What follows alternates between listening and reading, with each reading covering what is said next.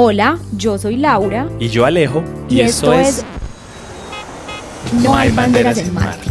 Un espacio que hemos creado para compartir todas esas historias de viajes no posteadas. Con nuestros invitados abordamos el lado B, ese que pocos conocen, las decisiones, las experiencias y las consecuencias de irse, quedarse o volver. A mí me dolía mucho entender que los venezolanos nos habíamos convertido en los mendigos de la región. Yo en la vida me imaginé que iba a salir de Venezuela. Cuando yo puse los pies en Colombia dije, yo vine para quedarme. Mis hijos no conocen otra Venezuela que no sea bajo el régimen de Hugo Chávez y ese es el aprendizaje que les tocó a ellos, ¿no? Uno tiene que entender que uno siempre puede ser parte también del cambio y de los procesos desde donde estás. Yo no voy a dejar de ser venezolana nunca. Hola, bienvenidos a un nuevo episodio de No hay banderas en Marte. Seguimos grabando desde Bogotá, aprovechando al máximo esta estadía y las personas a las que podemos acceder estando acá, que hace mucho tiempo, Alejo, queríamos como tocar unos temas que nos parecen súper interesantes y para eso tenemos hoy acá a Lala Lovera. Lala, gracias por aceptar la invitación de participar en No hay banderas en Marte y contarle a todas las personas como esta trayectoria tan interesante que tienes con el tema de la migración y la labor social que has venido realizando. Lala, tengo tu número hace más de un año. Estaba que la contactaba, pero bueno, se dio. Qué maravilla, ¿no? Gracias Laura y Alejo y por traerme a Marte. La verdad que me parece espectacular estar en estos espacios, como les estaba diciendo. Me encanta escuchar historias y contar historias, así que qué oportunidad para contar parte de la mía, así que gracias. Bueno, Lala, tú eres una venezolana que llevas muchos años acá en Colombia y yo creo que para arrancar, contemos un poco cómo fue esa llegada hace más o menos 15 años al país. Yo soy caraqueña, que yo creo que para los venezolanos, igual que aquí en Colombia, decir además no solo venezolana, sino mi identidad. Cuando llegué era caraqueña venezolana, hoy en día me siento más latina, ¿no? Como más de este mundo global. O yo sí me digo veneca, no me ofende para nada, tengo mi corazón por la mitad. Y hace 15 años, por una decisión familiar, o sea, mi esposo tenía trabajo aquí, yo en la vida me imaginé que iba a salir de Venezuela, ya era mamá de mis 2 hijos, de Gastón y Eliana, y pues mi esposo empezó a tener trabajo aquí. Es abogado de hidrocarburos, empezó unos temas de hidrocarburos en una Colombia saliendo adelante con estos temas. Y lo que empezó en casa, que voy a tener que empezar a ir a Colombia unos días al mes, se convirtió en una rutina. Y no era la rutina a la que Lala y Laureano, que es mi esposo, habíamos apostado como pareja, que yo decía siempre que era mi mejor proyecto. Me casé muy chiquita, me casé de 21 años y yo creo que ha sido maravilloso crecer juntos, pero el proyecto se empezó a ver como una pata coja, porque es que pasaba mucho tiempo aquí y yo allá. Entonces tomamos la decisión de venir a acompañarlo a él acá. Incluso en el proceso me causaba mucha gracia porque dejamos la casa cerrada, el apartamento de Caracas cerrado, pues ya venimos. Mi esposo decía, por lo general el grupo con el que yo trabajo no se queda en los lugares con las empresas. Por lo general compraban empresas, las equilibraban, todo, vendían y seguían. Pues aquí no pasó eso. Aquí, cuando yo puse los pies en Colombia, dije, yo vine para quedarme. Yo sé que yo aquí me voy a quedar. ¿Qué me hizo sentir eso? No sé. Pero yo llegué a una Bogotá, o sea, yo salgo de Caracas, ese cielo azul, aquel Ávila imponente que los que han ido a Caracas entienden lo que digo, aquel Ávila verde, guacamayas que cruzan el cielo, ese calor, los mangos, pues tu tierra que te mueves, a 40 minutos el mar imponente del Caribe, una cosa maravillosa. Y pues llegas a una Bogotá que te abraza, un frío, te falta el aire, tienes el cerro Monserrate maravilloso pero más oscuro, un cielo gris, pero que me dijo bienvenida y yo me empecé a sentir como súper bienvenida, Alejo y Lau. Yo de verdad que no puedo decir que nunca me he sentido que no soy parte de esto, entonces me sentí totalmente y dije yo vine para quedarme, aun cuando hacía cosas contrarias a eso, porque iba a las citas de los colegios buscando cupo. No, estos son 2 años, que ya van 16, ¿no? Entonces, así más o menos fue esa historia que me costó convencer a mi esposo de decirle, Laureano, vámonos. Y si se vende, nos regresamos, pero vámonos en esta aventura juntos. Pero en ese momento todavía no había como un pánico con lo de Venezuela. O sea, con la situación, pues se veía venir que se venían dificultades, pero no. Hace 15 años todavía no. Chávez estaba vivo para ese Claro, momento, Alejo, sí. ya eran 10 años del régimen de Es Hugo que Chávez. van 20, Claro, mis hijos no conocen claro. otra Venezuela que no sea bajo el régimen de Hugo Chávez, y ese es el aprendizaje que les tocó a ellos, ¿no? Entonces, pues sí, estaba la inseguridad, obviamente. De hecho, esto creo que nunca lo he conversado tanto, pero se empezaron a convertir historias de inseguridad en sobremesas caraqueñas. ¿A qué me refiero? La sobremesa del domingo, a quién secuestraron, a quién le robaron el carro. Empezábamos a tener carros blindados. En Venezuela no habían carros blindados. Yo creo que ni los embajadores tenían carros blindados. Yo no crecí en una Caracas con carros blindados. No estoy diciendo que Caracas era perfecta. No. La razón de un régimen como el de Hugo Chávez, pues bueno, tendríamos que irnos para la historia, pero una desigualdad muy grande y muy tapada, pero al mismo tiempo también una desigualdad con oportunidades. O sea, yo creo que todos nos pudimos formar una educación incluso secundaria que no era nada más de privilegiados, ¿no? O sea, yo sí creo, y a lo mejor hay personas que no estarán de acuerdo, pero sí. O sea, Venezuela formó mucha gente, tuvo programas de alfabetismo importantes, tuvo unas escuelas. O sea, no todo era tan grave, pero había una gran desigualdad, que por eso estos regímenes se montan. Pero empezó a sentirse entonces en esa Caracas. Esos eran los temas de sobremesa. Se metieron en la casa, se llevaron secuestrados, secuestros express. Hay una película maravillosa hecha por DJ 13, gran amigo Carlos Molina, que se llama Secuestro Express. Y esa película estaba pasando, o sea, eran unos secuestros express. Y yo estaba llegando a una panadería a comprar un pan a las 10 de la mañana en un carro blindado, porque obviamente a una tía mía pues le hicieron un secuestro muy duro en diciembre, y inmediatamente uno entra en pánico. Yo necesito el carro blindado, eso me va a proteger. Y no, yo no era target de nada, sino los carros blindados era gente que tenía posibilidad de blindar el carro. Desde el privilegio uno andaba en su carro protegido. Y llega una moto, cuando yo me bajo y le pongo la alarma para entrar en la panadería, entra una moto y agárrala para llevarnos el carro.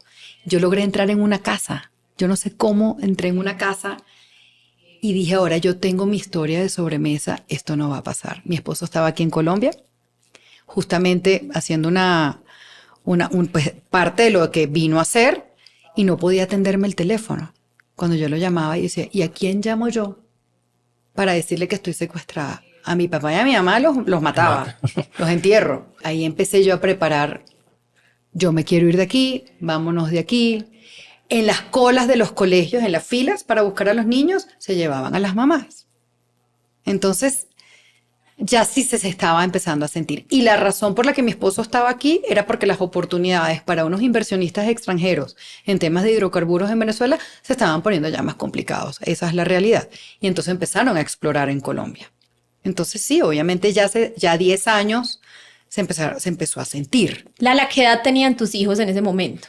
Gastón tenía 8 para 9 y Eliana tenía 4 años. ¿Cómo es el acento ahora? Yo A los les digo- bogotanos. No, yo les digo que son bilingües. Obvio. O sea, hablan con sus amigos colombianos y son rolos. Eliana, la chiquita, a veces le siento más costeño, pero además Eliana tiene una habilidad para hablar maravillosa. Se sienta con ustedes y habla paisa, impecable. Va para Barranquilla, habla barranquillero, está aquí y es rola, pero está en Venezuela y son los más venezolanos. Aun cuando Eliana acaba de estuvimos en las elecciones y los fuimos juntos en familia, y ella tenía 12 años que no iba para Venezuela. Uf, 12. Y uno no se da cuenta de ese impacto ahora en la vida adulta. Ahora somos una familia adulta de migrantes, y creo que pues seguramente en esta conversación les contaré esa sensación de incilio, que es una nueva palabra que estoy tratando de vivirla, habitarla, abrazarla y respetarla, porque es que no eres de allá. Eso te iba a preguntar, ¿cómo es el vínculo de ellos con Venezuela?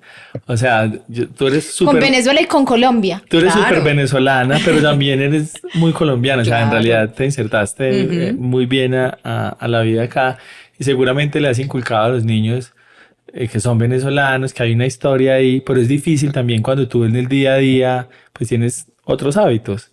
La cotidianidad te obliga a comer ajiaco y no pabellón, no sé. Pero la relación con ellos es bonita, se hacen conscientes de eso. O casi que voltearon la página y dijeron, vamos a hacer nuestra vida acá. Vamos a contarles un poquito de haber sido mamá y lo que ahora trato de acompañar a las madres con las que trabajamos, migrantes. Capaz aprender no de los errores, sino de lo que nosotros aprendimos en ese camino. Pensar que los niños se adaptan a todo, sí, eso es muy lindo, pero también hay que acompañarlos en el proceso. Entonces, cuando llegamos para acá, inmediatamente, pues sin explicarles mucho, nos vamos a vivir para Colombia. Y allá quedó las casas de las abuelas, las casas de los amigos, las casas de las tías y de unas familias, pues como las de aquí, pues domingo en casa de la abuela. Además, nosotros vivíamos muy cerca de casa de mis suegros y en el mismo edificio de mi mamá y mi papá. O sea, es una cosa, unas dinámicas familiares que es parte de tu identidad. Entonces, inmediatamente la identidad se ve porque llegas para aquella que no hay ni a casa de abuela, ni de primo, ni de tío. Aquí empiezas a buscarte tus nuevos vínculos, ¿no? Entonces, entraron en un colegio internacional donde a Gastón, sobre todo, el grande, le costó muchísimo. Le costó mucho, mucho entender las dinámicas. Y yo creo que el colegio, aun cuando era un colegio con matiz internacional, creo que no podemos poner en igualdad de condiciones las migraciones ni las nacionalidades. Completamente. No podemos. Hay unos estigmas, Exactamente. hay una construcción como colectiva alrededor de... Total. El hijo de un expatriado que pertenece a una embajada, pues esa es la dinámica de una familia.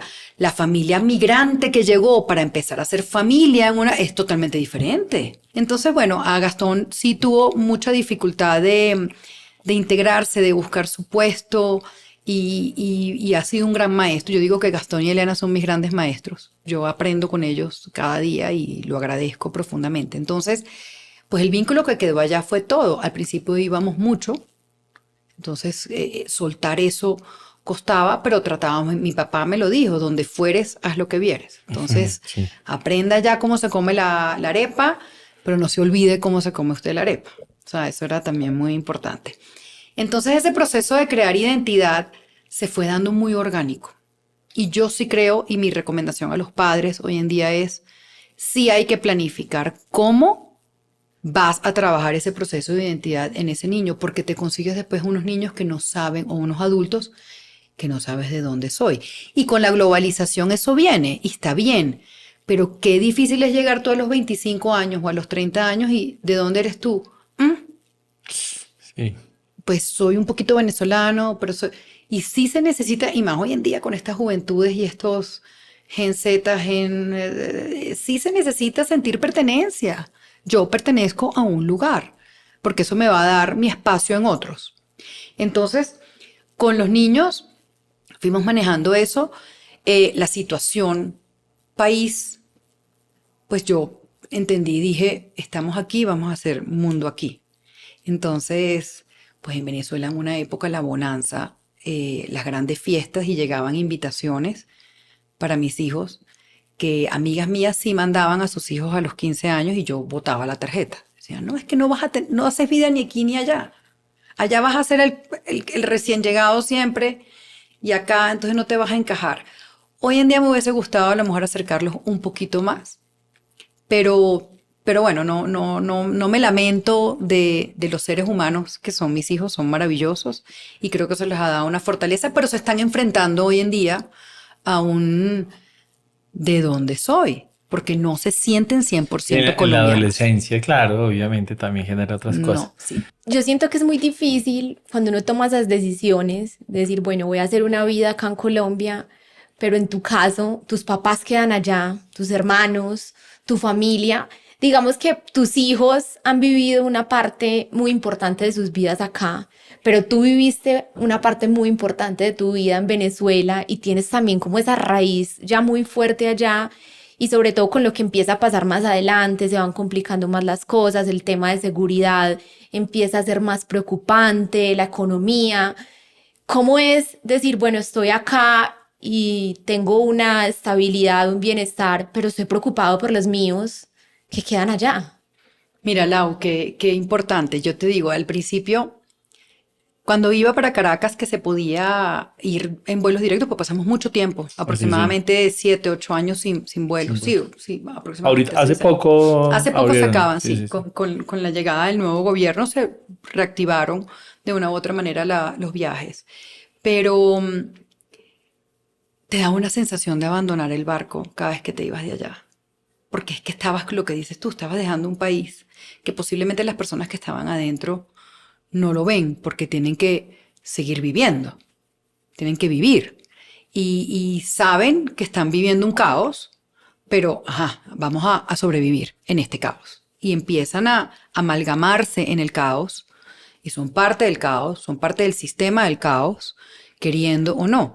Y tú llegando de afuera, inmediatamente te empiezas a dar cuenta, esto se está cayendo en pedazos y eres la rara. Ya eres de mejor familia. Sí, ya es que tú qué, ¿tú qué crees? Ni que vivieras en Suiza. Te quería preguntar eso y no hay un poquito como de nos dejaste tirados. O sea, porque Claro, no te quedaste de acá dando la juzgamiento. pelea. He sentido como que, como ya no vives aquí, no tienes derecho a opinar. Pero sí, claro que tengo derecho a opinar. Como que todos tenemos una opinión sobre las cosas.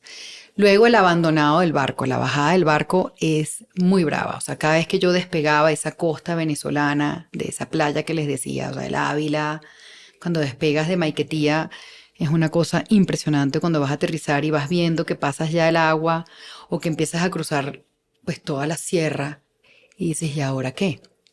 Abandoné el barco. Yo me iba llorando.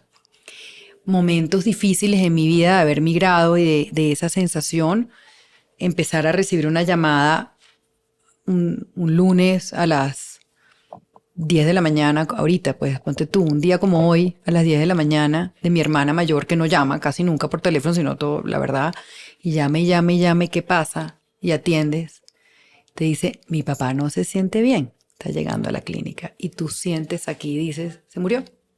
Mi papá se murió. Mi papá se murió. Pero dime, no, ¿y qué hago? Tú me viniera. Mi papá se murió. Esas llamadas son las que tú dices, wow, o sea, es ese proceso, ahí lamentas muchísimas cosas. Cuando ves a los jóvenes que se ponían en las manifestaciones, cuando hubo una etapa que se llamaba las guarimbas, entonces eran los jóvenes estudiantes contra el gobierno, que hubo esa represión espantosa y se los llevaron presos y los metieron en las cárceles, las que llamaban el hueco, el sótano, toda esa... Y ahí dices, pudiera ser mi Gastón, porque además mi Gastón estudió ciencia política, quiere ser político, obvio, porque lo tiene como en su ADN en este momento, ¿no? Quiero ser el cambio de esa Venezuela de la que hablan mis papás, que yo no conocí, pero que tampoco viví, o sea, es una cantidad de construcciones. Entonces, la sensación de estar acá en un país que está en una lucha es difícil de llevar, pero al mismo tiempo uno tiene que entender que uno siempre puede ser parte también del cambio y de los procesos desde donde estás. Yo no voy a dejar de ser venezolana nunca. O sea, además no quiero dejar de serlo. Pero yo vivo de una añoranza. Yo voy a Venezuela ahorita y esa Venezuela no la he construido yo. Entonces a veces no entiendo. Las dinámicas no las entiendo. O sea, los recuerdos que tú tienes de Venezuela no existen. O sea, esa Venezuela Se acabó. se acabó. Y no es el caso particular de Venezuela, nos pasa a todos. Yo también me fui cuando volví a Colombia. No era la Colombia que dejé. Mis amigos no eran las mismas personas que dejé después de tantos años. Y Tú no eras el mismo. Yo no era el mismo. Y Exactamente. vive uno anclado a un recuerdo que ya no es. Y a veces es difícil hacer el duelo a ese momento de la vida. Es que fíjate que hace poco también el tema de las tradiciones. Yo creo que qué bella es una tradición, pero qué lastre puede ser una tradición, ¿verdad? Es contradictorio, pero es lindo la tradición porque honras, pues, a la tradición de a lo mejor un plato de cocina de la familia, en nuestro caso la yaca venezolana en diciembre. Qué lindo retomar esta tradición, pero qué lastre para Eliana, mi hija, por ejemplo, si está viviendo, ella en este momento está en Inglaterra. ¿Cómo se va a poner ella a hacer en diciembre hallaca? Bueno, entonces la tradición. Entonces, vas en esa contrariedad todo el tiempo, pero además es lógico que no sea lo mismo si nosotros estamos en constante. Yo no soy la misma persona que fui ayer. Menos mal. Claro, menos mal, estamos en constante evolución, estamos en constante cambio, entonces yo también tengo que aceptar eso. Venezuela y mi Caracas, pues continuaron andando y con un cambio en el esquema social y de valores para poder sobrevivir. Y ahí está, sobreviviendo lastimosamente, porque a mí me gustaría que estuviera viviendo, porque yo viví en Venezuela, no sobreviví en Venezuela. Entonces ahí yo creo que está esa diferencia. Y con eso que tú dices de Colombia, un poco lo que conversábamos antes de empezar, cuando yo llegué, me empecé a dar cuenta y yo decía, pero cómo, mira, de verdad sentí vergüenza y cada vez que voy a algún territorio nuevo en Colombia, me da otra vez vergüenza y digo, esto no nos puede pasar. Y por eso yo creo que fue que empecé a trabajar un poquito hace 8 años en el tema de la migración venezolana en Colombia. Porque yo dije, ¿cómo a mí nadie, cómo no me enteré nunca que mi vecino aquí al lado, Colombia, estaba en una guerra de esa magnitud? O sea, yo, no puede ser. Y tuve nana cartagenera, Sabina, que la visito hoy en día en su casa en Cartagena, que es espectacular. Y Sabina seguramente estaba ahí en Venezuela por el conflicto que vivía Colombia. Eso a uno nadie se lo dijo. O sea, yo no, de verdad, yo llegué para acá y uno veía las series de los narcos y era como divertido. Hoy en día, de verdad, siento una profunda vergüenza porque no puede ser. O sea, uno no puede vivir tan apático en la vida.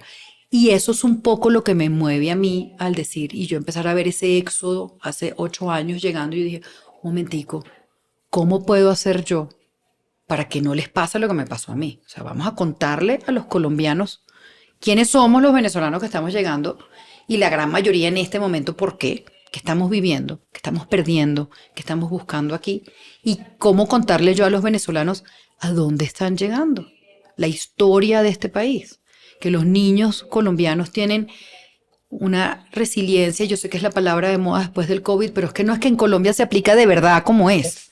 O sea, es que no, ya va, es que eso sí es resiliencia. O sea, es haber vivido ese desplazamiento, esa guerra. Yo no conozco una persona colombiana que no esté tocada por la guerra. Ni No, yo. no, exactamente, ni tú colombiana. O sea, es que ir a Medellín y entrar en la Comuna 13, lo que uno siente y esas historias.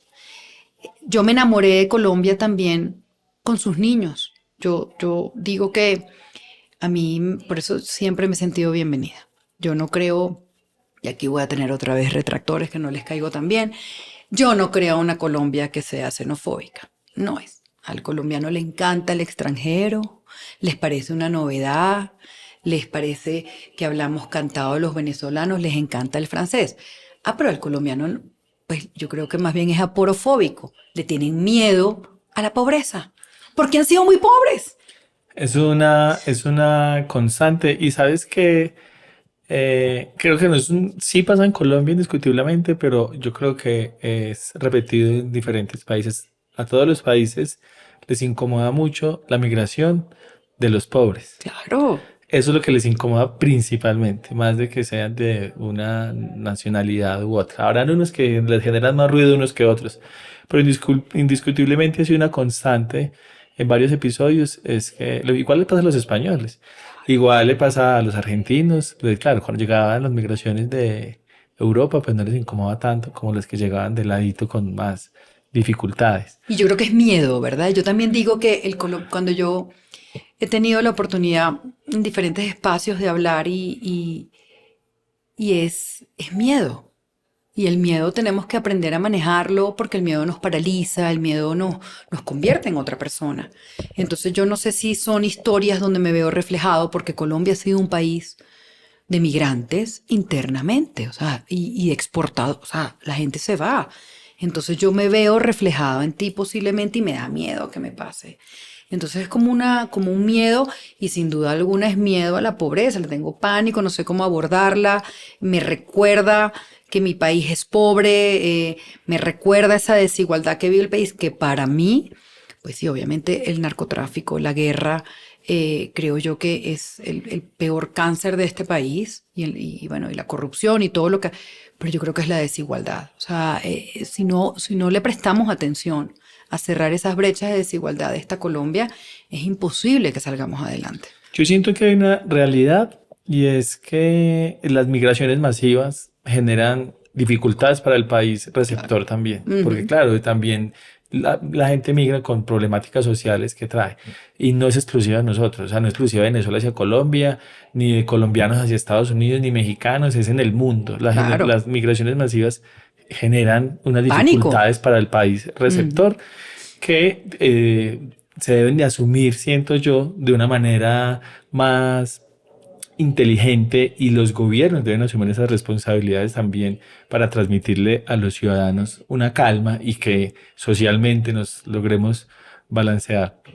Yo por eso hago mucho hincapié en que las problemáticas sociales usualmente las analizamos o los medios a veces irresponsablemente desde las consecuencias, pero no desde las causas. Entonces ahorita hay un pánico pues con el tema de los gringos y las niñas en Medellín, que es una problemática evidente, fatal, desastrosa, aterradora, sí, pero nadie se ha sentado a pensar qué pasa porque nuestras niñas también ceden a eso. O sea, qué está pasando también socialmente, qué lastre traemos nosotros para que eso pase. O sea, los gringos son unos demonios, sí, indiscutiblemente. Sí. Pederastas, asquerosos, todo lo malo. Total. Pero, ¿qué pasa en nuestra sociedad para haber llegado ahí? Sí, porque es que hay dos partes claro. que juegan ahí. Entonces nosotros también venimos de una historia de narcotráfico, donde las mujeres jugaron un papel también ahí importante alrededor de todo eso, con el dinero, con la estética, y hoy también estamos pagando las consecuencias de eso. Es como lo del COVID. Todo el mundo cree que el mundo está muy mal en este momento, que hay inflación y hay una crisis económica.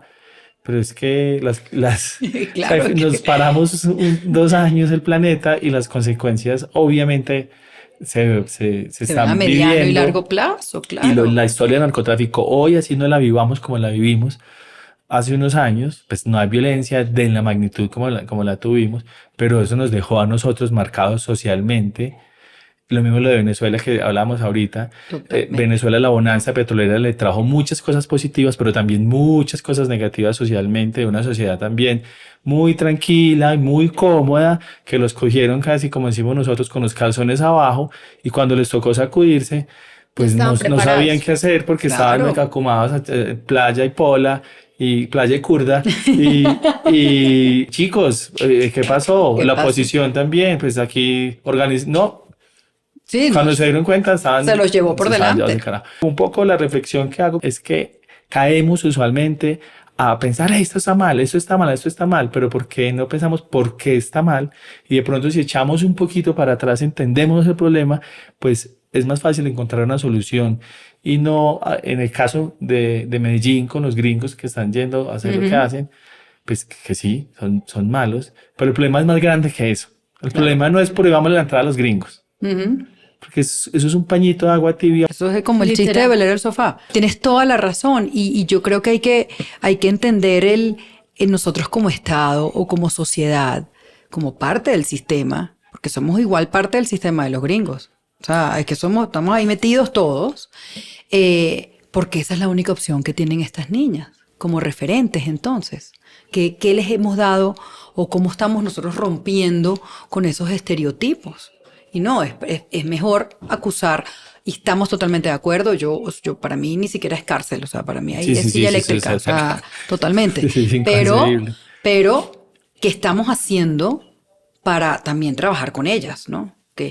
Y ojalá no existiéramos las organizaciones de la sociedad civil para trabajar las desigualdades, porque eso, yo no quisiera existir en esa labor. Pero ¿cuáles son realmente lo que estamos haciendo? ¿Necesitamos ser asistencialistas para poder entonces existir y decir que hacemos algo? ¿O realmente buscar esos caminos de desarrollo y trabajar con la raíz? Pero es que a veces no nos gusta ver la raíz porque somos nosotros mismos, ¿no? A lo mejor la raíz la estamos jalando nosotros hacia abajo.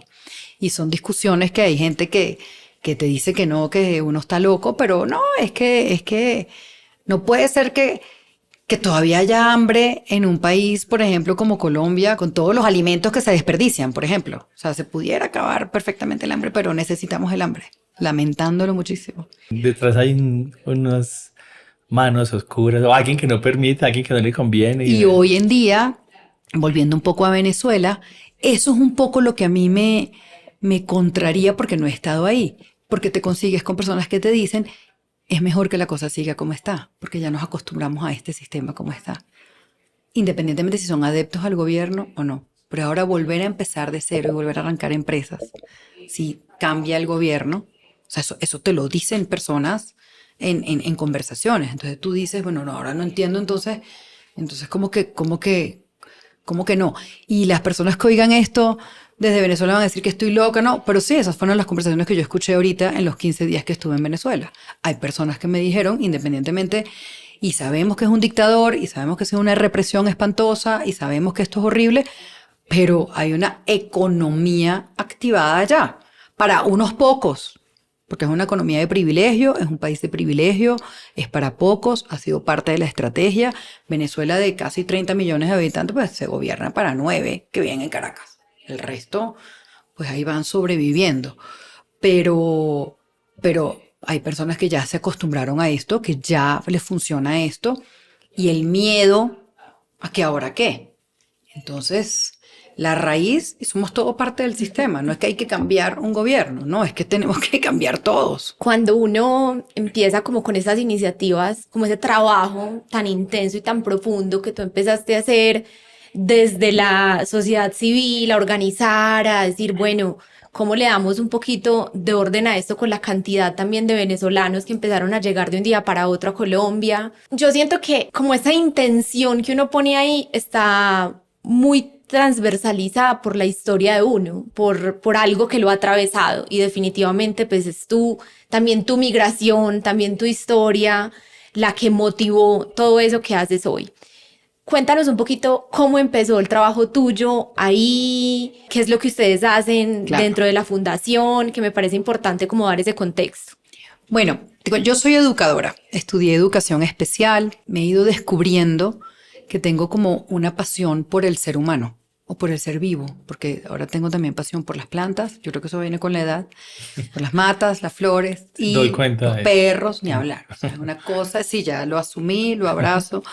Pero yo creo en la humanidad. Estudié educación especial por casualidad. Una prima mía me pidió que le hiciera como 2 días en su trabajo, que era trabajando con adultos con necesidades especiales, cognitivas, y me quedé totalmente enamorada de aquellos seres humanos tan nobles. Yo soy la del medio de 2 hermanas, pero además de un grupo de hermanastros también, que somos 8. Entonces esa familia grande, matriarcado, por supuesto, mi mamá son 5 mujeres, nosotros somos 3 hermanas, ese cuidado o ese cuidador, no sé, creo que eso me fue como formando, y al llegar para acá, como que yo tenía mi preescolar en Caracas, que por toda la nueva tendencia educativa del régimen de Hugo Chávez en ese momento, tuvimos que cerrar, porque no era educación obligatoria para menores de 5 años, y él empezó con un programa que se llama Simoncito, que tenías que incorporarlo, ¿no? Tenías que incorporar ya, era obligatorio, tenías que registrarte en el Ministerio de Educación, y al registrarte y estar controlado por ellos, tenías que dar la doctrina. O sea, entonces nosotros dijimos, esto no lo vamos a hacer, mi socia y yo en ese momento. Entonces, claro, la venida para acá, y ahora, ¿yo qué voy a hacer? Mamá. Bueno, claro, mamá no deja de ser nunca. Entonces, pues mamá, los niños iban para el colegio, mi esposo trabajando y Lala en la casa. Y yo soy una hacedora. Yo tengo mis hijos y mi terapeuta maravilloso me dicen que yo tengo EDG, que es exceso de gestión. Entonces yo me repito todos los días que yo no me preocupo, que yo no me doy el lujo de preocuparme, sino de ocuparme. Entonces tú me llamas a mí y yo me voy a tratar de ocupar. Algo que me tengo que trabajar, porque no me quiero ocupar de todo ni quiero gestionar todo, pero es lo que hago. Entonces, bueno, ¿y ahora yo qué voy a hacer aquí? Entonces, bueno, corrí, me puse a correr. Perdón, historia de perdón, mi vida. perdón por tener que decir. Otra con EDG. Necesitaba ponerle una etiqueta a eso. Exacto. Y lo tengo así en la computadora, EDG no, porque yo gestiono, yo no me preocupo, yo me ocupo. Entonces, es agotador también, porque de verdad que, pues bueno, llegué para acá y tuve la maravillosa suerte, dicha, mi camino, que hoy en día, después de 16 años, entendí para qué me vine a Colombia, fue empezar mi proceso de integración como venezolana en Colombia por medio del servicio, servir. Y que me lo hayan permitido además, porque es que eso es muy importante. Tú puedes querer hacerlo, pero ¿cómo lo haces y aprendes las formas? Entonces hay un lugar muy especial aquí en Colombia que yo me siento, que es mi familia, y es pues la familia Vargas, que es Bárbara Escobar y sus hijas, que son Lorena Vargas, Nonis, Bárbara María y Susana, y ellas están al frente de la Casa de la Madre y el Niño. La Casa de la Madre y el Niño tiene 86 años en Colombia, abre antes que el ICBF. Es un centro de protección y es un centro de adopciones, que casualmente en Venezuela nunca, no por este gobierno, nunca ha existido una política de adopción como la que tiene Colombia. Colombia tiene convenio con la Haya, es transparente en sus procesos, que nos parezcan, nos gusten a veces. Acuérdense que todos esos procesos los lideran seres humanos, que somos los imperfectos, no los procesos. Y la Casa de la Madre y el Niño, pues mi tío, resulta que mis primos nacieron en la Casa de la Madre y el Niño hace 50 años y viven en Venezuela. Entonces mi tío, cuando supo que yo me venía a vivir para acá y yo estaba vinculada en proyectos sociales siempre allá en Venezuela, ayudando, gestionando recursos, bingos, me dijo, mira mi amor, si vas a hacer algo, llama a Bárbara, sin decirme que era la Casa de la Madre y el Niño. Cuando yo entro en la Casa de la Madre y el Niño y veo, digo, no puede ser que mis primos nacieron aquí. No solo mis primos, amigas del colegio, las fotos de mis amigas del colegio, amigas de la vida que habían llegado a sus familias por el proceso de adopción. Inmediatamente me enamoré de entender el proceso de adopción. Entonces, a mí la Casa de la Madre y el Niño me adoptó a mí. Me permitieron ser Lala. Me dijeron, oiga, ¿quién es usted? Cuéntenos, ¿qué quiere hacer? Venga y haga aquí. ¿Qué quiere hacer? Y poquito a poco me fui metiendo en la Casa de la Madre y el Niño, lo cual hoy en día, honrada, aprendí a ser colombiana al lado de Bárbara Escobar, de Lorena Vargas, de sus hijas, rolas como ninguna, y que me hayan dejado ser. Me trajeron así la silla y me sentaron, ¿y usted qué quiere hacer? Aquí están estos niños, aquí se hace así, pero queremos aprender cómo lo haría usted. Entonces, poquito a poco, empecé a enamorarme de estos procesos. Por ejemplo, en la Casa de la Madre y el Niño y las vinculaciones, pues la directora de las diferentes directoras que el ICBF ha tenido, me han llenado de un profundo orgullo como mujer, porque una María Corina hoy en día la vemos, a María Corina Machado, pero es que nosotros no teníamos mujeres políticas, eso no pasaba. Hay una que otra, pero ver unas mujeres recias colombianas defendiendo procesos y decir, es que las mujeres también podemos ser políticas y no pasa nada. No estoy hablando de una perfección política porque a Colombia nos falta mucho también, pero yo sí vi eso y empecé a aprender a hacer las cosas. Hoy en día estoy en la Junta Directiva de la Madre y el Niño a raíz de empezar el proceso en la frontera, hace 8 años. Pues yo trabajaba todo el tiempo en la Casa de la Madre y el Niño, es mi vida. O sea, yo llego allí y es mi casa. Pero dejé los proyectos que lideraba un poco con Lorena y las adopciones, por ejemplo, de los niños grandes. Nos causaba felicidad absoluta hacer familia con un bebé. Pero ¿y los niños del sistema, que no son menores? Colombia tiene casi 300.000 niños en el sistema colombiano. Y estamos hablando de niños que están creciendo sin una familia. Entonces, bueno, estando ahí un viernes bogotano, con una lluvia de esas que nos abraza, que uno dice, ¿para qué fue que yo me vine a vivir para acá? ¿Dónde está mi cielo azul? Mentira, adoro la lluvia colombiana. Me pongo la bota y saco mi paraguas y me parece lo máximo. No me podía ir de, pues la casa de la madre y niño queda ahí enfrente de la Nacional. Sí, La 28. Y no me podía ir. Viernes, 5 de la tarde, diluvio, pero así granizado. Y llega la policía de infancia, ICBF y 5 niñitos.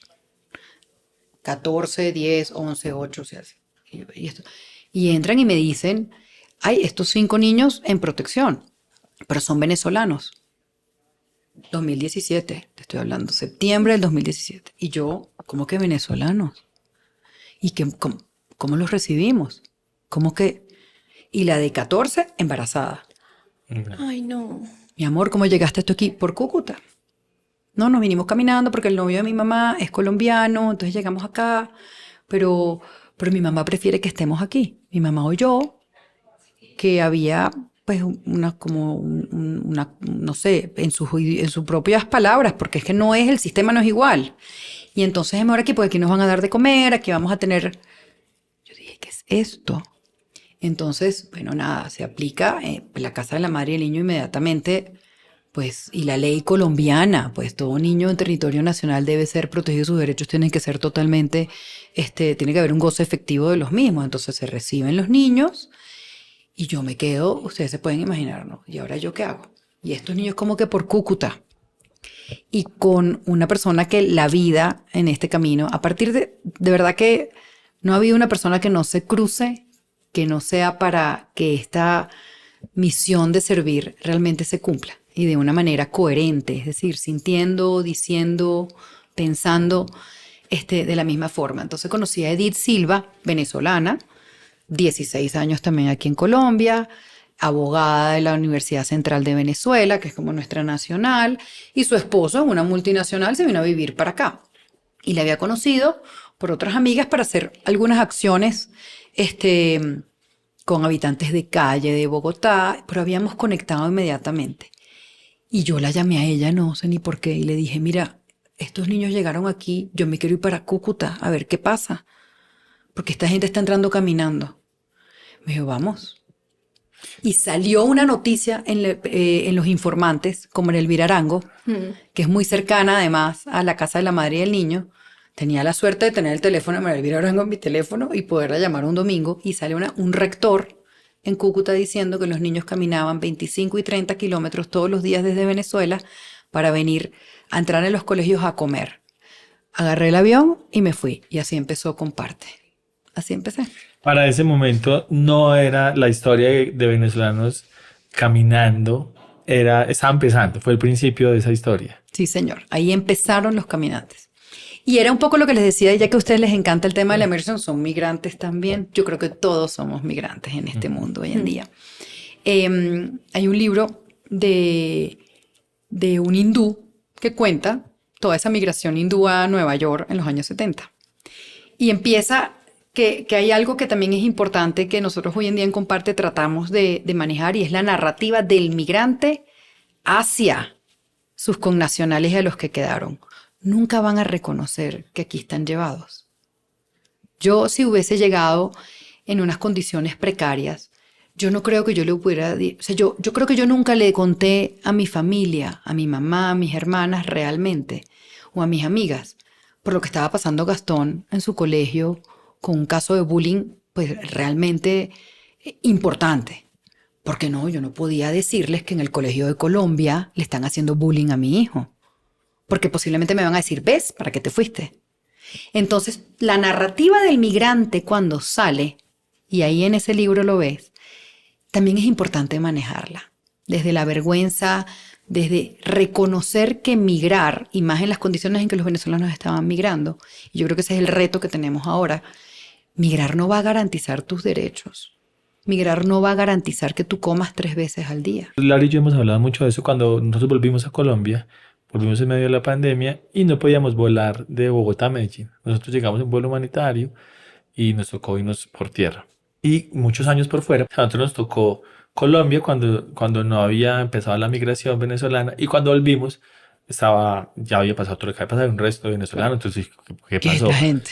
Y empezamos a ver gente caminando. En la ruta Claro. de Bogotá a Y Medellín. decía, y hay una cosa que a uno le pasa, y es cuando nosotros nos fuimos, uno increíblemente va olvidando la realidad del país y las dificultades del país. Así como se le vuelve paisaje la pobreza a uno, Claro. porque es el pan de cada día y hay que blindarse un poco para poder seguir adelante. Pues cuando volvimos nos encontramos con ese choque tan impresionante. Laura pues lloró los primeros 2 meses en Colombia diciendo, pero ¿en qué momento pasó esto? Sí. Que sí lo Pues- aporrea a uno muchísimo. Hay un dicho que tenemos acá que dice, estamos muy buenos para ver la espiga en el ojo ajeno, pero no la viga en el ojo propio. Entonces, claro, cuando volvimos y hoy incluso, o sea, a nosotros nos alarma todo lo que escuchemos sobre Venezuela. Y cuando yo te escucho a ti decir, es que yo no sabía que en Colombia había una guerra de estas dimensiones, y es lo que yo muchas veces me cuestiono y me pregunto, inclusive con todo este boom mediático de lo que pasó en las recientes elecciones, y yo digo, no es que yo esté diciendo que Venezuela está bien, porque definitivamente están pasando cosas muy delicadas, pero muchas veces nosotros estamos diciendo, es que vamos a quedar como Venezuela, es que los venezolanos, es que lo que están viviendo allá, y no somos como lo suficientemente conscientes de que inclusive lo que ha pasado acá puede tener unas dimensiones iguales o más grandes de lo que han vivido los venezolanos, que es un periodo de tiempo donde han pasado unas cosas terribles, no es negar una cosa, pero sí es hacernos también un poco cargo de nuestra historia, como que estamos muy buenos para evaluar la situación de los demás.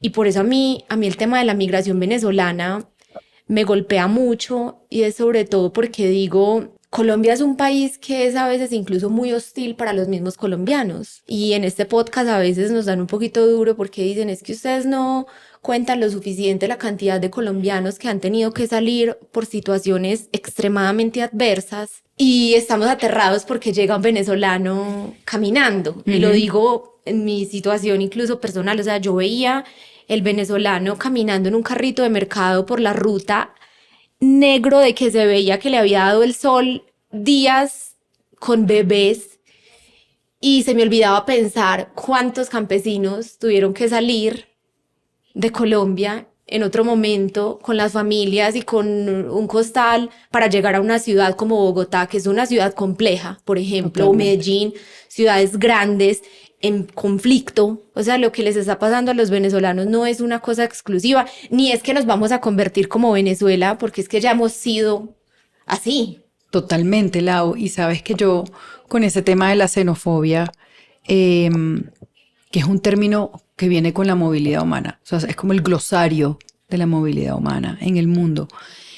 Yo siento que Colombia, a la cual amo con profunda pasión, tiene que reconocerse como un país violento.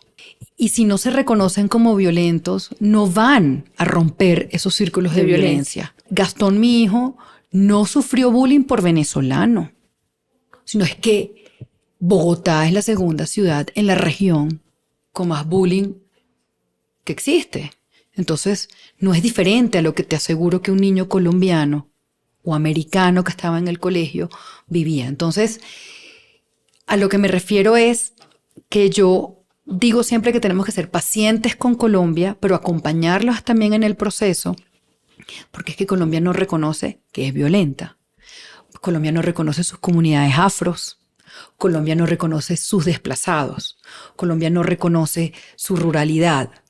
No la reconoce. Yo veo una cantidad de líderes. Ahorita acabo de terminar honradamente el fellowship de Acumen, un grupo de líderes a nivel mundial que trabajan por hacer de sus regiones pues unas regiones más justas y equitativas. Y ahí hay 26 líderes conmigo, 25. Y que yo sea una parte de eso, bueno, se pueden imaginar, no hay otro. Ya hoy en día se están incorporando migrantes. Pero yo veo unos jóvenes en la ruralidad trabajando y eso no es noticia. Entonces, yo digo, ¿cómo no son reconocidos estas personas que son las que hacen de Colombia la Colombia? Porque es que, no, yo en plena pandemia recibía llamadas de teléfono de personas de aquí de Bogotá del norte de Bogotá y me decían, oiga, que estoy preocupada y tenemos miedo porque hay venezolanos pegando gritos en la calle porque tienen hambre. Ah, sí. La primera llamada al señor le dije, no, bueno, yo entiendo, más que miedo, no es que tenemos miedo, no podemos, entonces queremos saber cómo podemos hacer para mandarlos a la frontera. Porque lo mejor es que ellos se vayan para su casa. Oiga esa llamada, tranque. A la tercera llamada de esa les dije, no, yo te entiendo, porque a nosotros nos pasó. En una época, en Venezuela, cuando yo era chiquita, los causantes de todo lo malo eran los colombianos. Punto. Tú le hubiese preguntado a mi abuela y mi abuela te hubiese dicho, sí, los colombianos eran los ladrones, los colombianos eran los... En vez de recordar que los colombianos fueron la mano de obra con la migración española, portuguesa e italiana en mi Venezuela que construyeron con inversión venezolana. Yo no estoy diciendo que los venezolanos no, pero era la mano de obra con... Entonces, si no se reconocen como violentos, si no se reconocen a sus minorías, pues obviamente la migración la están todavía con ese miedo. Pero los venezolanos no vinimos a robarle nada a nadie. Los venezolanos no vienen sino buscando oportunidades. Y a mí me gusta decirle a los venezolanos, y es parte de lo que quiero empezar a hacer, es hablarle a los venezolanos allá, a dónde van a ir, que organicen un poco su proceso, porque no hay nada más desgarrador que ver a los caminantes, pero ya se convirtió como en una ruta aprendida. Ya vamos a caminar, nosotros nos encontrábamos familias, mamás y papás, que venían a Bogotá de Cúcuta caminando 680 kilómetros como quien va un momentico aquí. Entonces se convierte ya en una dinámica. No más. Claro. Entonces es saber, hazlo. Pero entonces te encontrabas con personas, vamos a hacer una donación de zapatos para que puedan caminar más cómodos. Yo no hay que hacer donación de zapatos, hay que buscar unas rutas seguras para estas personas. Tenemos que apropiarnos de esto. Entonces, claro, la migración obviamente y sobre todo venezolana, ha pasado por diferentes etapas. Ahorita nos enfrentamos a una cantidad de personas llegando nuevamente, escapando de la represión, obviamente, y bueno, no hay unos mecanismos claros. Lo hablábamos con España, pues tenemos ahí el ejemplo. O sea, Europa no termina de apropiarse de la migración. Hablar de fronteras cerradas en este mundo globalizado es lo más absurdo y lo más ridículo que se pueda oír. Yo siento que algo que ha pasado y ha dificultado mucho el tema de la migración venezolana, y es que está transversalizada por un tema ideológico. Claro. Y hay una guerra ideológica ahí de fondo que manipulando a las víctimas, que somos los que nos movemos de un lado para otro. Entonces, si tú dices, por ejemplo, ahorita que mencionaste que Colombia tiene unas brechas muy grandes, entonces no falta, comunista, o sea, lo que quiere es que todos seamos, no. Entonces dices, no, es que pronto es difícil también, es también difícil ser un país receptor y hay que aceptarlo. O sea, no, es muy complejo recibir una cantidad de gente en un país que ni siquiera tiene para suplirlo de los locales. Vos sos un fascista, entonces querés que nadie venga acá y querés cerrar fronteras. No quiero cerrar fronteras, tampoco quiero ser Mao Zedong, nada, ni lo uno ni lo otro. Claro. Quiero hacer una reflexión sobre lo que más nos conviene, lo más humano posible también, o sea, entre lo bueno y lo malo. Uh-huh. Que hay un resto de subjetividades también de lo que es bueno y lo malo para la gente, pero como sociedad lo que debemos acordar, ¿cierto? Como unos mínimos de que es lo bueno y de que es lo malo. Del momento que decidimos aceptarnos como sociedades, pues tenemos que tener unos acuerdos sobre eso. Pero en el tema, particularmente de la migración venezolana, está transversalizado por temas ideológicos en un momento que el mundo está muy polarizado, no solo nuestra región, sino el planeta, y eso dificulta mucho, porque por pelear por temas ideológicos descuidamos a las víctimas. Totalmente, y se nos olvida además que son vidas.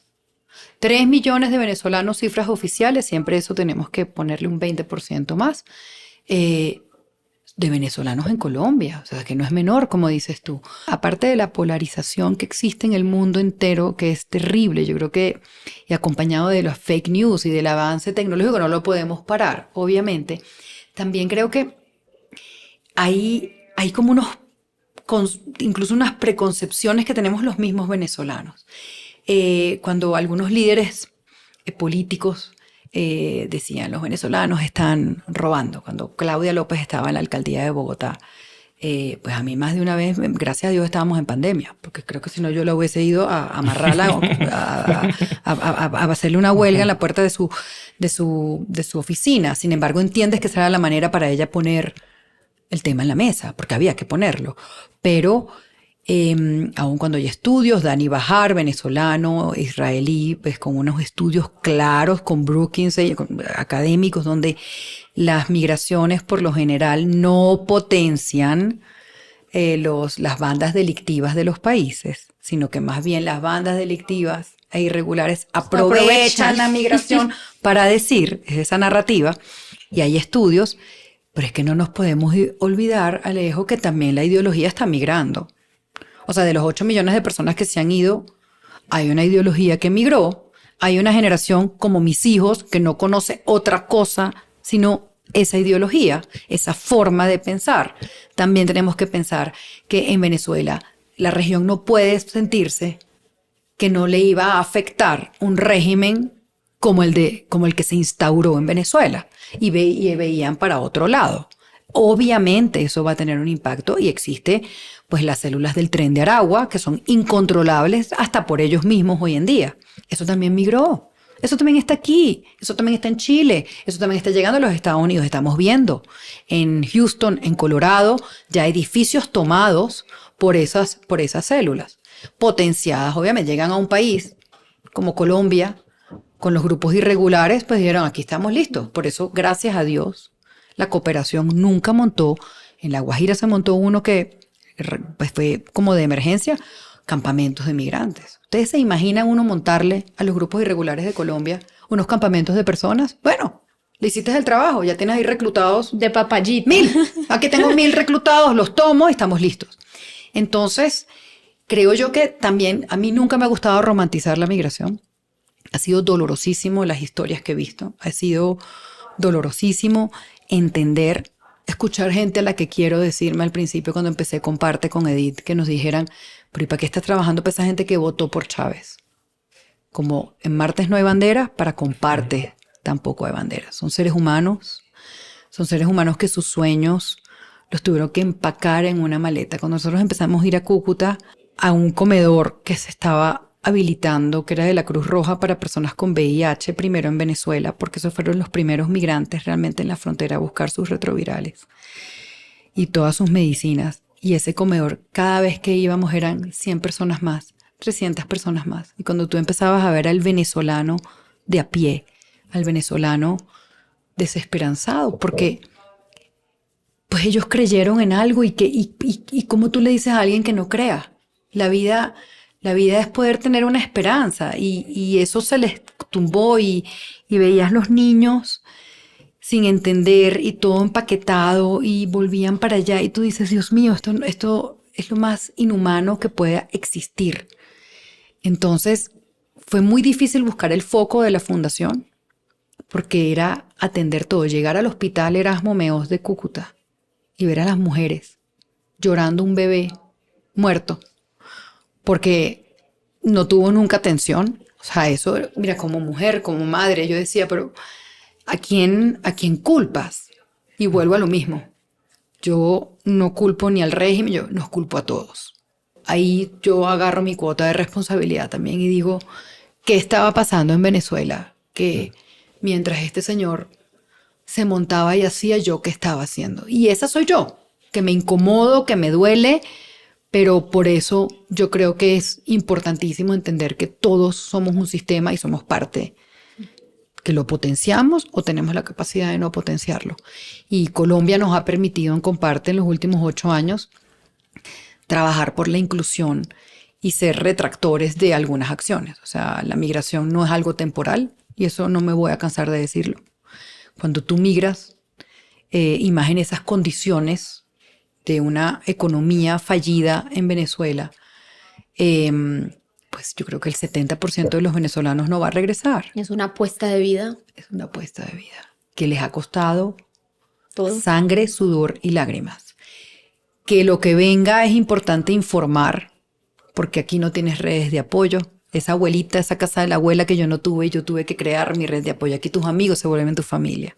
A mí eso, como la familia de Bárbara Escobar y sus hijas es mi familia, mis amigas colombianas. Cuando me invitaron a las primeras, a los primeros en Navidad a cantar Villancico. sí, que pues hacer la novena, que nosotros no hacemos novena. Entonces aprender a hacer la novena. Entonces aquí no tienes las redes de apoyo. Y esa migración que viene sin nada y llega acá sin nada, sin red de apoyo, es imposible avanzar. Entonces nosotros en Comparte tratamos de ser esa red de apoyo para el proceso de inclusión. Pero para venezolanos y colombianos, ¿no? Porque es que te das cuenta que la comunidad de acogida donde ellos llegan no es diferente a ellos. Es un desamparo total. Lala, ¿ustedes tienen como líneas de trabajo o cómo tienen estructurado todo eso que hacen dentro de la fundación? Claro, Comparte, entonces tiene un modelo que nace como un proyecto y ya hoy en día es un modelo que lo vamos cada vez, está todo el tiempo como en teoría de cambio para poderlo ir ajustando. Se llama Quédate en la escuela, el cual trabaja la permanencia escolar, promovemos la permanencia escolar como herramienta de inclusión. ¿Cómo lo promovemos? Tenemos 3 dimensiones. Equilibrar y tratamos de atender las necesidades inmediatas, lo que está ahí, pero que va a tener un impacto a mediano y a largo plazo, como lo son la desnutrición, el acceso al agua potable en estas instituciones educativas, sobre todo en Norte de Santander. Hemos instalado 4 sistemas de agua en colegios, gracias a aliados. Eso es un impacto de casi 11.000 personas. Son colegios que tienen 2.500 personas. Estudiantes más la comunidad educativa. Entonces, eso va a lograr crear un espacio seguro en la institución educativa para yo quedarme. El segundo componente es formar. Nosotros, con un enfoque en derechos, nos vemos como una incubadora de ciudadanos. Entregamos información, que eso para mí es dignidad. Dignidad es tener la información para yo poder tomar mis decisiones y ser agente de mi proceso. Entonces, somos como intérpretes, traductores de todos los procesos que, en este caso, Colombia o la región estén implementando. En el caso de Colombia, el proceso de regularización del documento hace año y medio, el sistema de salud, cómo vinculo a mi niño al colegio, y de esa manera yo tomo decisiones informadas. O sea, yo inscribo al niño al colegio, lo inscribo en el sistema de salud y ya yo me voy a quedar aquí. Voy a parar esa movilidad de los caminantes. Y el tercer componente es incidir porque hemos generado pues realmente acciones sin daño, acciones que tienen un impacto, y nos acercamos a los tomadores de decisiones para que las decisiones que empiecen a tomar realmente sean aterrizadas. Pero también incidimos en estas familias para evitar que continúe esa movilidad y que los ciclos de pobreza se perpetúen. Entonces tenemos aliados, trabajamos también temas de salud mental, que es tan importante en este momento. Y así como empezó nuestra conversación, desde nuestra experiencia, sobre todo Edith y yo, tenemos un equipo obviamente maravilloso de 9 personas, 40 voluntarios, las instituciones educativas, las mismas madres de los programas, pero desde nuestra experiencia con nuestros hijos, tenemos que trabajar el proceso migratorio con los niños. Los niños callan, son padres que dicen tenemos la oportunidad de estar aquí, así que vaya para el colegio, pero ahí están pasando cosas que no se han hablado. Ahí están pasando en esa cabecita del niño de 9 años, de mi Gastón de 8, de mi Eliana de 4, de las hijas de Edith que se graduaron aquí en Colombia. Pero, ¿cómo podemos darles herramientas para manejar ese proceso de transculturalidad, de dónde soy, de qué tengo yo que aportar? De las cosas que más me impresionaba a mí es que tú a un colombiano le preguntas de dónde eres y más allá de decirte Colombia te dice de Tunja, Pasto, Medellín. Tengo propiedad de dónde soy. El venezolano también. Soy de Caracas, soy de Valencia, soy de Barquisimeto. Los niños empezaron a decir, no, yo soy de Venezuela. ¿De dónde? Ah, no, no soy de Venezuela. No, eso inmediatamente fue una alarma. Si vamos a un proceso de identidad nueva, porque todos estamos en eso, tengo que tener claro cuál era la mía. Porque si no, entonces ¿a cuál voy a irme?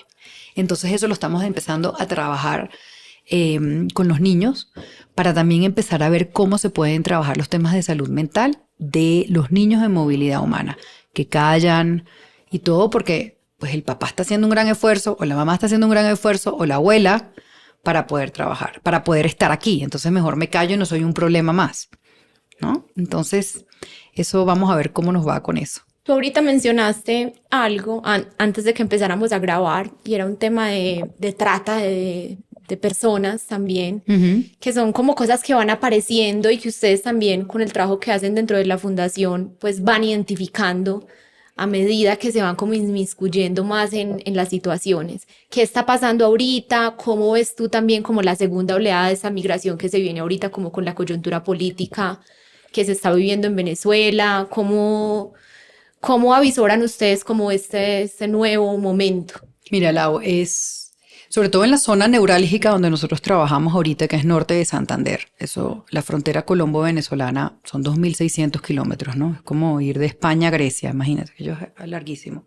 Pero sobre todo la de norte de Santander, no podemos ignorar que tenemos el Catatumbo, Tibú, la siembra de coca cada vez crece más, los grupos irregulares totalmente permitidos, el paso para Venezuela. Lo mismo que hablábamos de las niñas de Medellín, hay unas culturas alrededor de todo esto que es importante a nosotros, igual que nuestro modelo tiene una cantidad de componentes maravillosos, todavía estamos ajustando, porque un día fuera del colegio es un enemigo del modelo. ¿Por qué? Porque me van a ofrecer plata para ir a raspar coca, para ir a sembrar, me van a meter un arma, tengo 11 años, y voy a buscar la niña o mujer que me pueda ayudar. Las redes de trata alrededor de la movilidad humana y el tráfico humano es algo que es real. O sea, es real, los gobiernos lo saben y no hay unas rutas claras porque obviamente estamos hablando de unas células muy fuertes. Se está observando en terreno que enamoran a las niñas de 14 años, son unos procesos que duran como entre 2 a 4 meses, las sacan de su casa, la niña puede continuar yendo al colegio. Entonces son No para salen detectar, alertas. claro, las empiezan a enamorar, luego ahora somos pareja, entonces ideal que también trabajes en la tarde. Entonces yo tengo un amigo que tiene un billar. El billar es algo típico en estas zonas donde hay mucha movilidad humana, desplazamiento, reinserta, o sea, todos ellos confluyen en estos lugares. Entonces en los billares la niña trabaja, comienza, es un proceso de enamoramiento y de generación de confianza, casi que como un hilito de filigrana, donde no te empiezas a dar cuenta y de repente sabes es porque alguna víctima logra mandar algún mensaje a la familia, pero aun cuando digan que sí hay unas rutas claras, no las hay. Hay que aprender a hablar más duro que estas redes que son como unas multinacionales. Aquí en el barrio Santa Fe de Bogotá, lo que sucede es impresionante. El tema de las webcams, este tema de la tecnología pues no se sienten violentadas. Tú saliendo en un video nadie te está tocando. Nadie te está... Pero el tema de las webcams, esos temas en la zona de frontera están... Y por lo general quienes llevan los lugares de webcams han sido víctimas. Entonces vamos otra vez a la raíz del problema. Tenemos ese tema de trata, el cual de verdad es urgente meterle rutas de atención, rutas claras y atención clara. Eso es lo más importante pues hay una cantidad de líderes tratando de sacar esto adelante. Y también tenemos la niñez no acompañada. Tenemos los índices de esta migración son los más altos en el mundo entero, casi que ni de Siria, de la niñez no acompañada. ¿Por qué? Porque tenemos unos niños que sus padres migraron a los 4 años a la región, ellos ya tienen 11 y caminan para ir a buscar a sus papás. Ya se murieron, los cuidadores en Venezuela posiblemente se murieron, la abuela, porque pues, por toda esa situación, y están toda la niñez no acompañada. Yo con todo el respeto a la institucionalidad colombiana, le quedó grande al ICBF esto. O sea, no hay una atención clara, no hay una atención que interprete también las realidades. Un niño venezolano que entra en el sistema colombiano es morirse de susto. Una madre venezolana que le quitan a su hija o a su hijo no conoce el sistema, no entiende. Entonces son procesos de humanización que yo creo que ahora en este proceso hay que hacerlo. Yo decirte que va a venir más migración, yo en eso Creo que puede ser un tema político también como para poder presionar en Venezuela. Y ante eso nosotros en Comparte queremos empezar a trabajar en las escuelas en Venezuela para informar sobre la migración. Porque la migración no se va a parar. Porque volvemos a lo que hablábamos, Lau, es un derecho. Hay que ver a las ballenas, a las mariposas, qué belleza. Pero con dignidad, es decir, con la información para tú poder tomar tu decisión. Nosotros decimos mucho que la situación del planeta y de una generación completa va a hacer que la gente se siga moviendo indiscutiblemente. Los unos de un lado para otros, pero no va a dejar de pasar. Pero qué bueno, pues una migración elegida, una migración informada, claro, pues consciente, un poquito con garantías. Y ahí quería preguntarte, Lala, digamos que el tema de la migración venezolana lleva ya muchos años, o sea, no es algo nuevo. ¿Tú has visto como alguna evolución en temas de garantías, de protección? O sea, ¿hemos visto algún avance o tú sientes que la institucionalidad hoy en Colombia funciona igual que funcionaba hace 10 años? Primero sí quiero, y aquí vamos otra vez a sumar más a mi lista donde me van a poner en la lista negra, es que tenemos que separar la política en Venezuela de la migración. Basta ya de que si gana quien gane o pase lo que pase, va a haber más migración. Es que los venezolanos tenemos derecho también de vivir en otro lado. ¿En qué condiciones? En este momento, después de las elecciones del 28 de julio, hay aproximadamente 200 o más estudiantes, jóvenes menores de 35 años que han tenido que irse del país por persecución. Esa migración, no, eso tiene que ser un refugiado, eso tiene que ser una protección especial que está en las leyes. En Colombia, el tema de refugiados sigue estando realmente en la prehistoria. No se logra.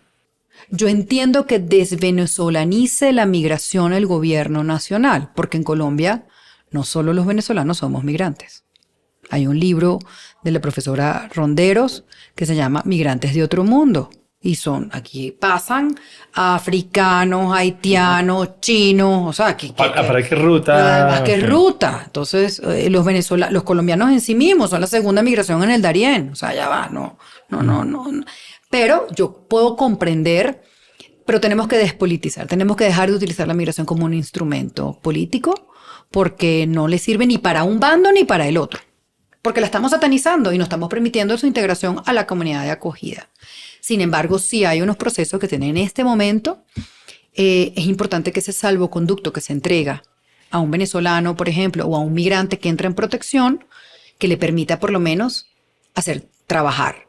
Un migrante que trabaja es un migrante que aporta a su país y a su ciudad de acogida. O sea, es que es así. Un migrante que se logra regular, se logra incluir en el sistema financiero, es un migrante que va a generar y va a aportar. En el sistema de salud es un migrante que va a aportar. Entonces todavía hay mecanismos que siguen funcionando desde la temporalidad. Y tú no puedes funcionar desde la temporalidad a algo que no le puedes poner principio o fin. O sea, tú no sabes hasta cuándo vas a poder regresar esta persona. Entonces, esa narrativa para mí tiene que cambiar. Y siempre he dicho que la narrativa es muy importante. Entonces, trabajarla desde el migrante hacia los demás, que a no todo el mundo le gusta, pero cada quien tiene sus zapatos. Están los líderes políticos que necesitan hablar pues del expulsor, claro, no lo podemos ignorar, pero si realmente cambia el gobierno en Venezuela para la migración. También hay otro tema ahí que hay que ser muy sensatos, y es que nuestros países, el gobierno que llegue, independiente de la ideología que llegue, no va a haber nadie que solucione los problemas de estos países tan arraigados por años, que tienen que ver con política internacional, con geopolítica, a resolver el problema y que esto se vuelva el paraíso en 6 meses. Y también a veces creo yo que se incorpora como la idiosincrasia, porque Colombia en esos momentos donde la violencia estaba tan arraigada, la gente se iba. Un momento, la violencia se desaceleró y paró un poquito, una estabilidad económica, y la gente se seguía yendo. Uh-huh. Y no creo que vaya a dejar de pasar, porque casi que es parte de nuestra... Nosotros decimos mucho que se creó como el imaginario del héroe. A veces el que se va, creo que a los mexicanos les pasó igual, el que se va a conseguir un mejor futuro y ayudar a los suyos. y se Claro. incorporó en una generación y creo que no va a dejar de pasar por años independiente de si estemos mejor o peor. Creo que, como tú dices, es parte del ser humano y precisamente el nombre del podcast viene a raíz de eso y es que el mundo es muy grande y que tenemos derecho a movernos por el mundo. Me parece muy interesante ese tema de que todos somos responsables, todos tenemos una participación dentro de las situaciones y por eso me parece que deberíamos, Lala, de pronto compartir algunas cosas que nosotros como colombianos podríamos hacer como ciudadanos de a pie, que tú sientes que falta de parte de la ciudadanía en general para generar como unas mejores condiciones de llegada a los migrantes que sean, venezolanos, de donde sean. ¿Qué sientes tú que le falta a la población en Colombia? Número uno, el miedo.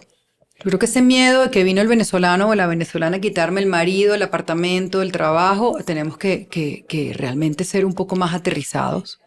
Hoy en día tenemos el mundo aquí. Luego, buscar narrativas compartidas, vernos en el otro.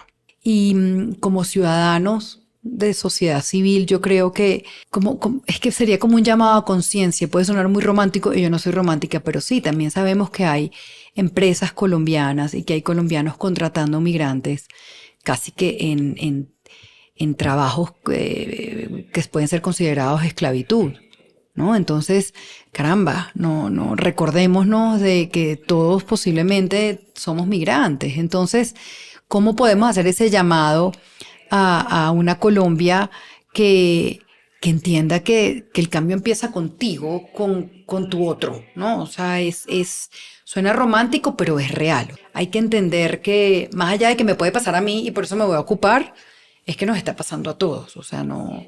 A mí me dolía mucho entender que los venezolanos nos habíamos convertido en los mendigos de la región.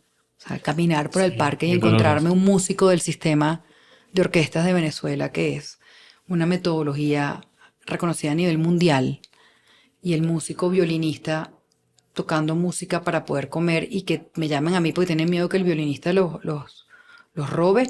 No sé, yo en una oportunidad invitaba a que se acercaran a conocer la historia de cada uno.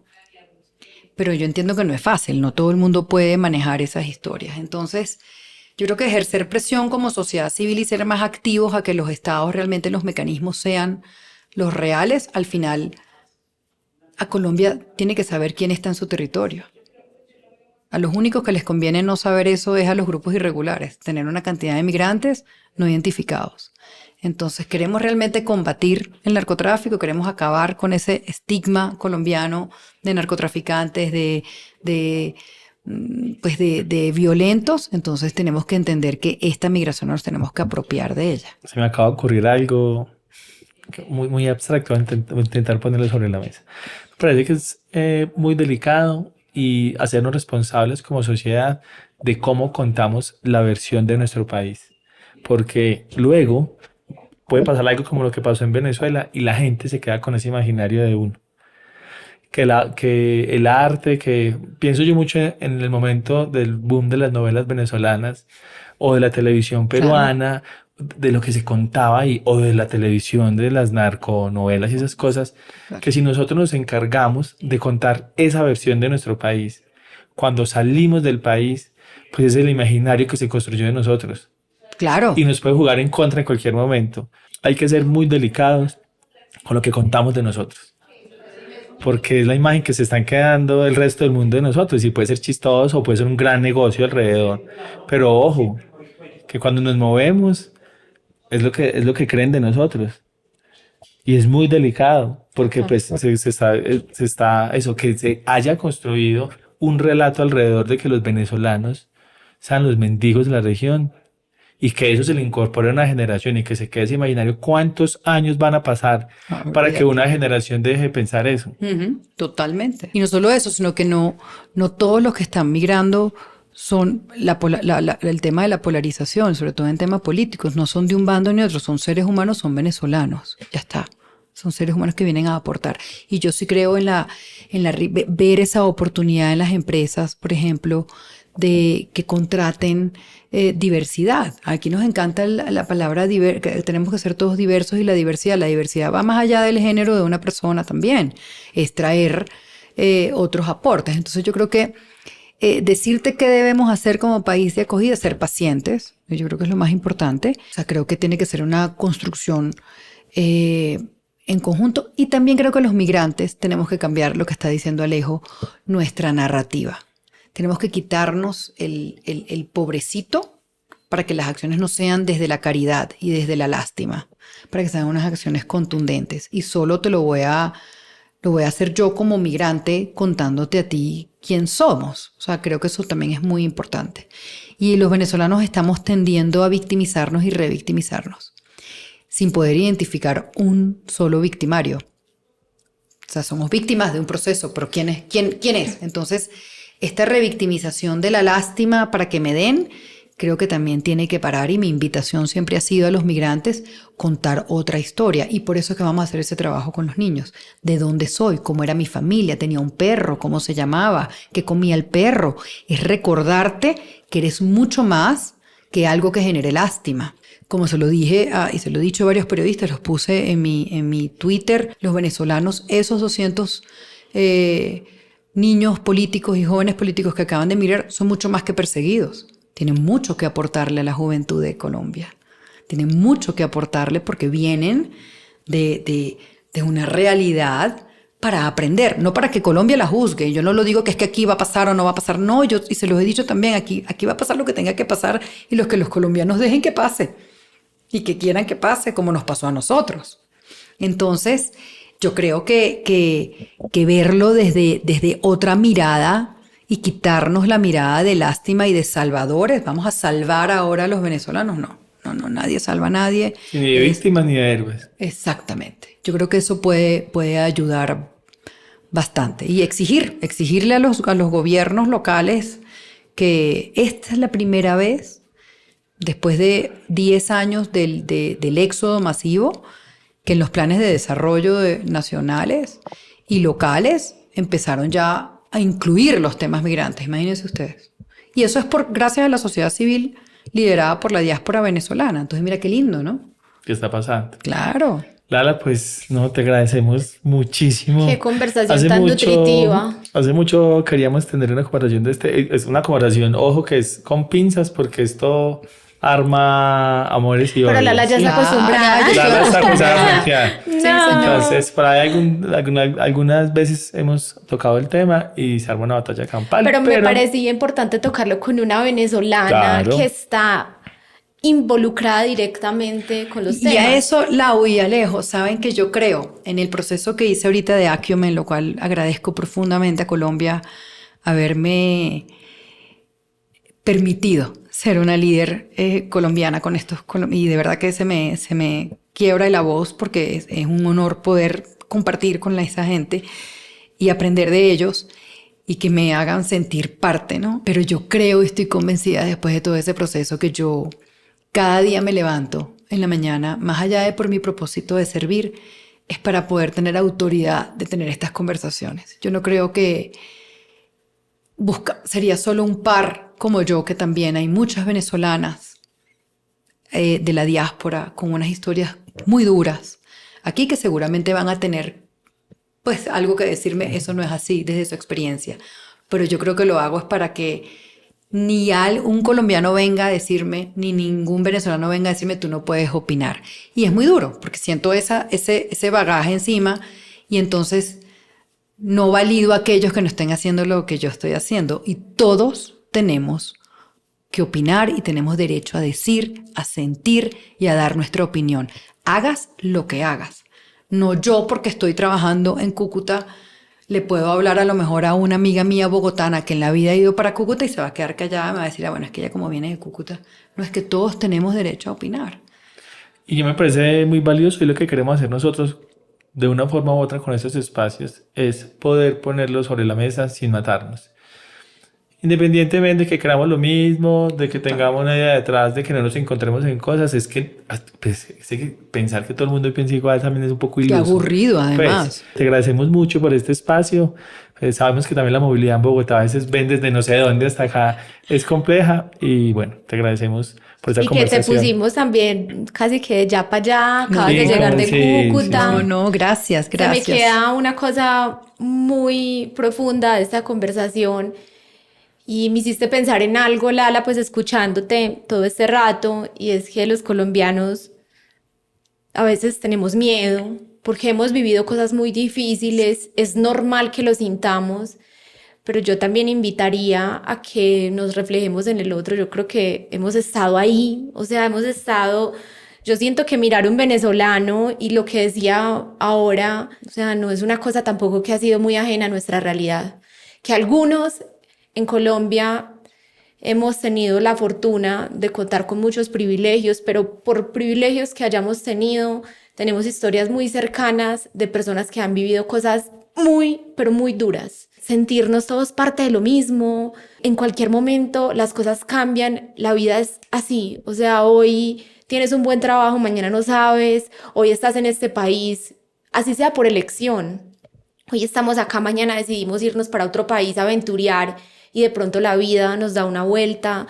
Entonces, cómo ser también como mucho más empáticos con el otro, independientemente si es venezolano, mexicano, colombiano, paisa, rolo, que es un poco también de lo que va este podcast, pues las banderas a la final son... Son trapos de colores. Sí, que ese mundo estaba muy inestable, en realidad el planeta, pues, el futuro en realidad está muy sacudido y la vida, como dice Laura, da muchas vueltas. Yo con eso les digo que he aprendido con las palabras ahora que están de moda, como les decía con la de resiliencia, el tema de la empatía.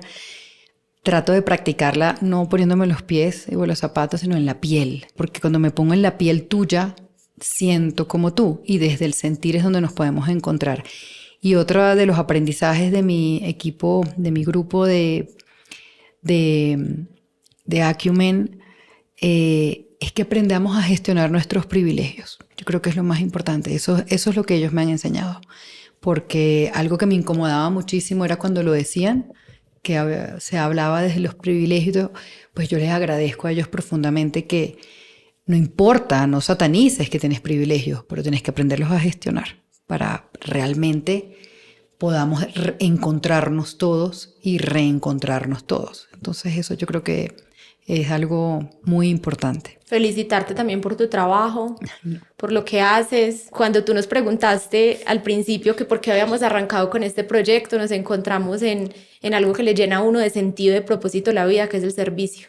Exactamente. Es como coger mi dolor, mi historia, mi proceso, de pronto lo que me ha tocado en la vida, darle la vuelta a eso y decir, bueno, ¿cómo utilizo esto a favor de otros que pueden estar pasando lo mismo o peor que yo? Y creo que es mucho lo que tú has hecho y me parece impresionante. Gracias, Lala. No. Bueno, que hayan otros encuentros, que sigas tan comprometida. Agradecerte mucho, como dijo Alejo, por el espacio.